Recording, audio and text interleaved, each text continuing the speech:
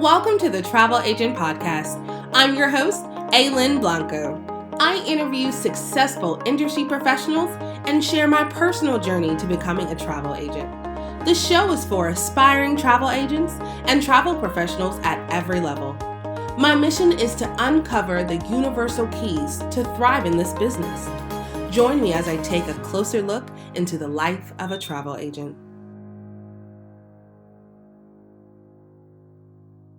Hello, everyone, and I hope you're having a fantastic Thursday. We are still super excited and celebrating our 1-year anniversary, and I just wanted to tell you guys some of the cool things that are going to be coming up. And one of the things that I'm very excited about is our new Carpenter's Corner, and we will have our friend Thomas Carpenter. He is an attorney, and he will be giving us a couple of tips. Please stay till the end so you can hear his tips. They're super important for your business. And we are going to be having different things like that. We're going to have suppliers and we are going to have host agencies. It is going to be a very exciting year. So stay tuned, stay locked. Make sure that you subscribe so that you know when our episodes drop every Thursday. And without further ado, hello and welcome to the Travel Agent Podcast. Today we have another fantastic, fabulous, awesome guest. He is so amazing and I'm going to have him introduce himself. Hi, my name is Marcus Williams. I'm the owner of Impressive Travel Agency based in Houston, Texas. So let's jump right into it. How did you get started? So I really got started after we planned our destination wedding to Jamaica back in 2014.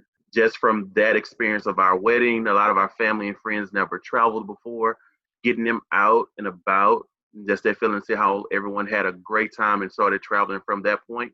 Just started the agency from that. It literally started a month after that. Nice. So when you got all of your family and stuff to travel, like what was the one thing that kind of put them over the edge to want to go? Was it the wedding or was it how you were kind of describing your event? With me personally, one, I'm a Jamaica junkie. So I'll go to Jamaica really like yearly, and just seeing my pictures and videos, and then everyone knowing that the wedding's going to be there. It was just all that and above. Just got everyone to pretty much want to jump on board. We had roughly 40 people came. Wow. I have been trying to do that with my family and it ain't worked yet. So what is one thing that you wish you would have known in the very beginning that would have been super helpful on your journey to becoming this amazing, successful travel professional? One, everything is not one system. In my head, when I got in the industry, I thought it was like, okay, I can go into one little portal, put some quotes together, and done. And it's a little more entail, deep and more bells and whistles than what I thought it was going to be. That would be my main thing, actually. And how did you kind of overcome that obstacle? Just starting to learn it, learning the systems, learning my go-to suppliers, my go-to hotels and resorts, which makes it a lot easier for me. One, how I book my clients. If I wouldn't stay there, I wouldn't book my clients there. So that makes it easier with my go-to properties. And I guess since we are the majority of my clients are based in Houston, United Hub is here. So majority of my clients fly United anyway or Southwest. So it made it a lot easier when it came down to picking my suppliers and picking my property. Speaking of suppliers, so a lot of what I talk about is building relationships. How do you go about building relationships with your premier suppliers?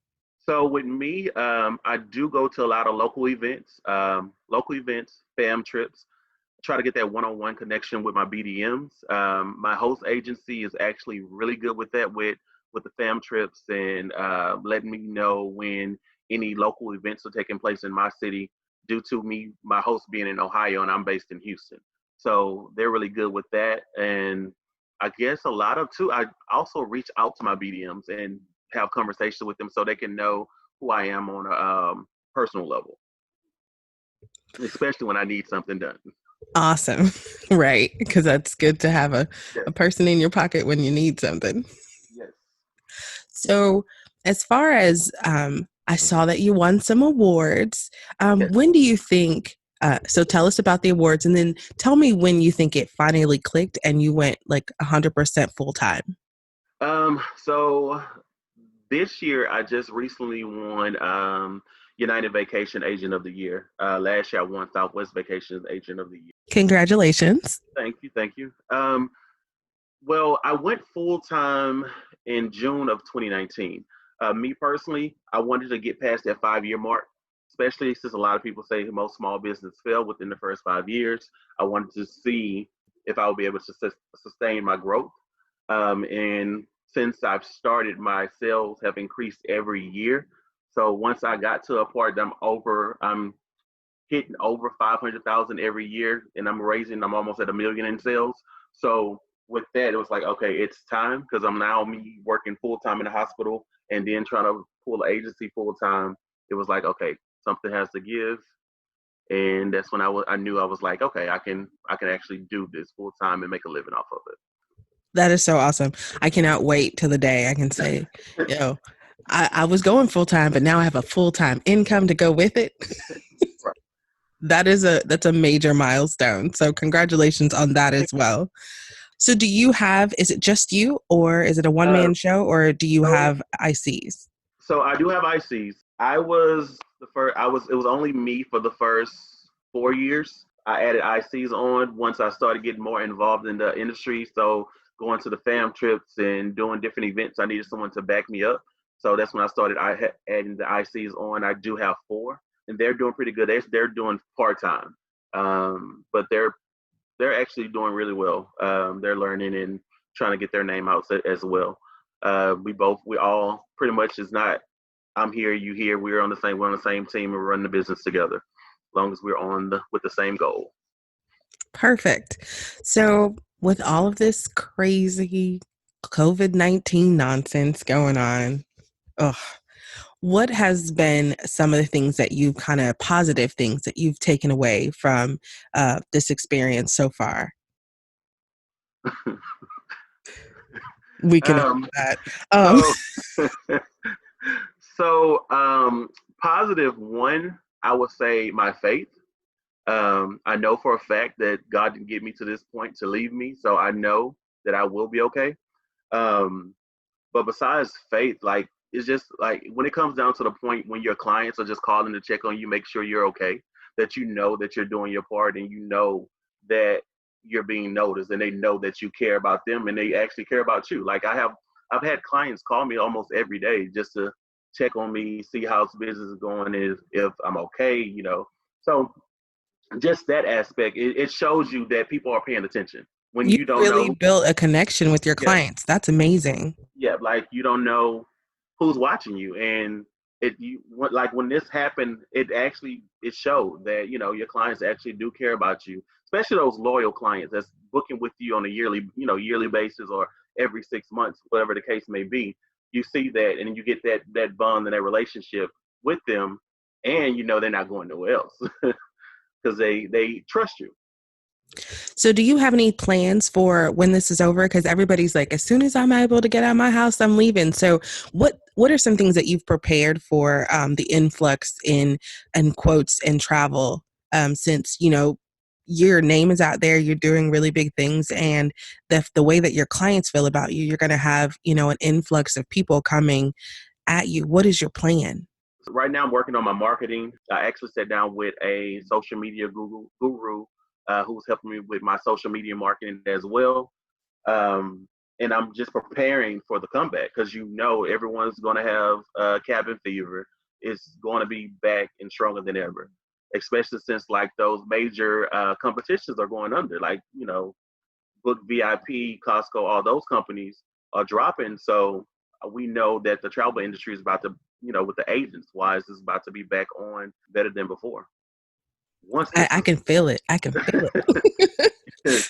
So, what systems do you currently use that kind of help you sift through the tire kickers? I wouldn't say that I have a system. How I operate, like I said, I book how I travel, and either you're going to book it or you're not.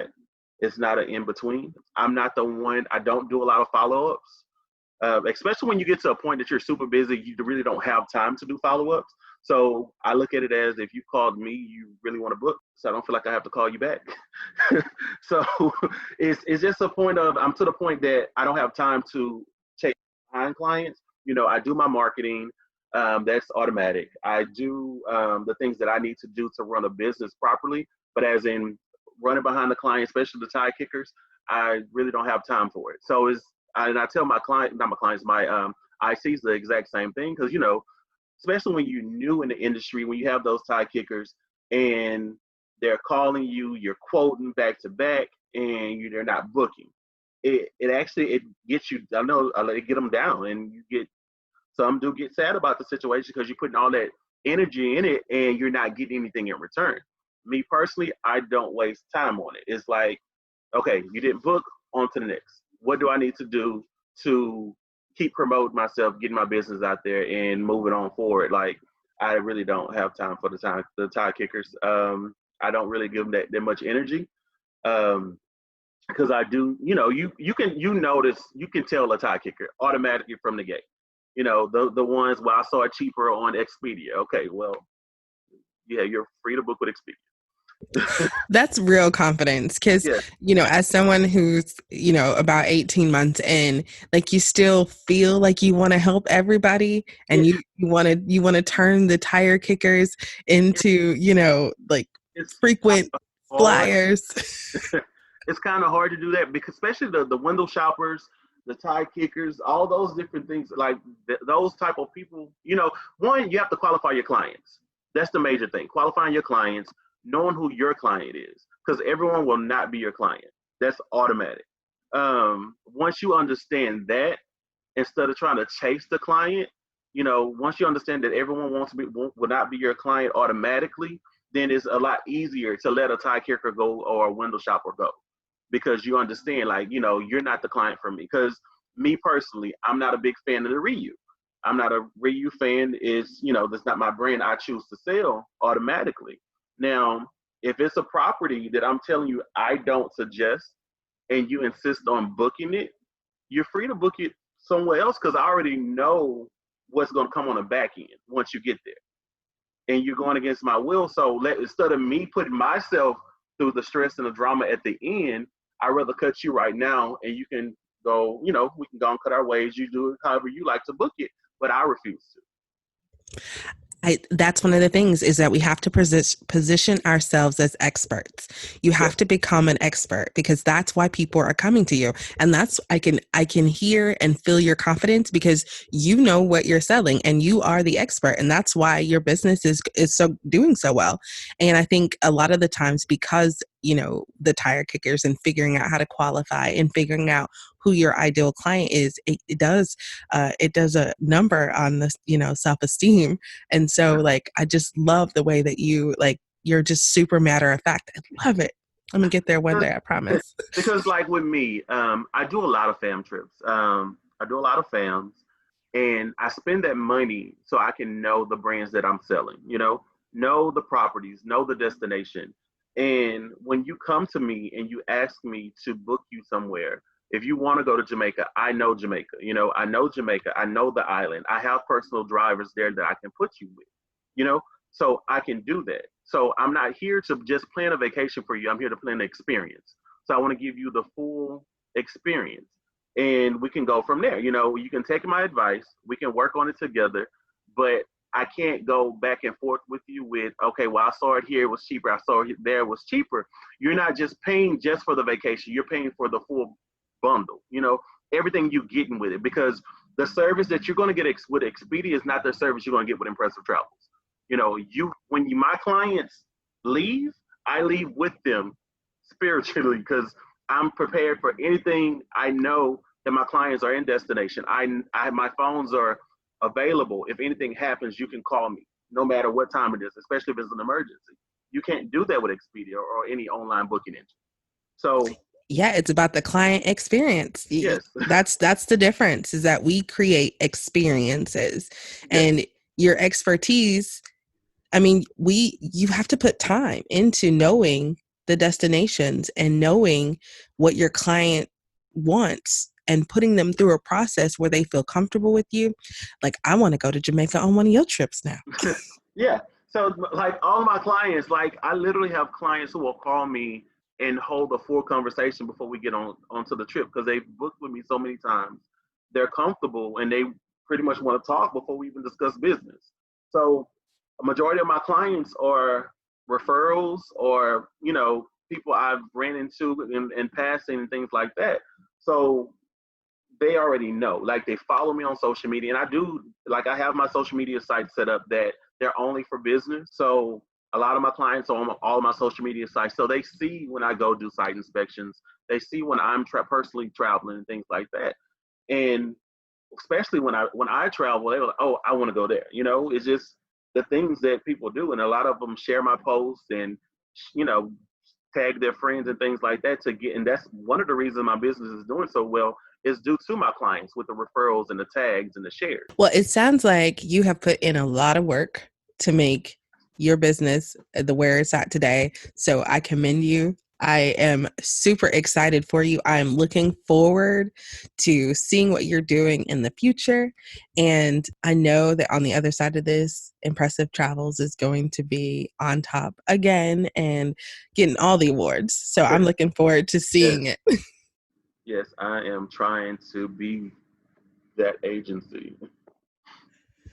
So, is there anything personally or in business that you have coming up that you're super excited about? I was recently invited to GTM in September. 2020 is not canceled for you. So, I'm hoping that all of those go through this year. And again, congratulations. And thank you so much for coming on the show. You're so welcome. It's actually a pleasure. Carpenter's Corner, attorney at law. Hi, Lynn, and hi, everybody. It's Tom Carpenter. Thanks for having me back. Today, I should just get my legal ethical obligations out of the way. I'm an attorney. My name's Tom Carpenter. I'm licensed in New York and Illinois, and just to make sure my professional obligations are that I'm good with that, should probably let you know that this might be viewed as attorney advertising. So I'm making that disclosure. Nothing I say here is intended to be specific legal advice that I'm offering. It's for informational purposes only. It's not intended to create an attorney client relationship, and prior results don't guarantee future outcomes. So just to be clear about all of that. The thing that I wanted to talk about today was having an advertising and disclosure policy for your website. A lot of travel advisors have websites that are custom that they've put together themselves. Sometimes they have a blog on their website. Sometimes they have affiliate links if they participate in an affiliate program. They might have advertising that they put on their website, either from Google Ads or other ways that they can kind of make money to monetize their travel agency website. But a lot of times it's just content about the trips that they're selling and things that they're promoting, perhaps group trips that they're escorting. And the important thing for you to know is that all of those things create certain legal obligations. Bloggers are required whenever you're putting together whenever you put together a website, if those websites appear to be providing content that is objective, neutral information, sort of like a news story, there are requirements for you to disclose if you are receiving any type of financial benefit from putting those on your website.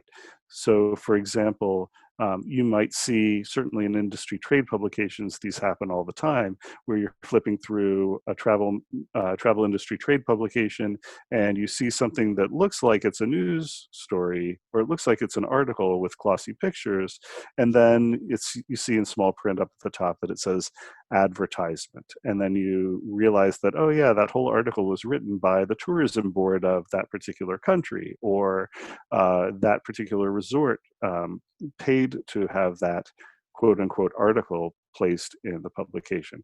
So the same types of rules apply to your website. If you've got content that is promoting a destination or a travel product that you are also selling, it's necessary for you to disclose when you're receiving something of value in exchange for putting that information on your website. The other important thing is affiliate links. If you participate in, for example, the Amazon affiliate program, you might have a website where if people click on those links, that there's a tracking system where it tracks back to your website, and you potentially can get paid based on the number of clicks, whether somebody orders a product that you're linking to, if you're getting paid for the number of clicks that you direct to another website, those types of things. Those also need to be disclosed in some way, shape, or form on your website. And the other thing is advertisements. If you are participating in, for example, Google Ads, where you're putting a widget on your website that is displaying advertisement from other companies, you might need to make disclosures about that as well. It's important that you're in compliance with all of that. And this is not something that's just kind of like a general thing where you need to do it so that you don't inadvertently get sued if somebody files a frivolous lawsuit. In a lot of cases, there are specific rules that the Federal Trade Commission has for those types of requirements, bloggers, et cetera. So important to really make sure that you've got that all squared away.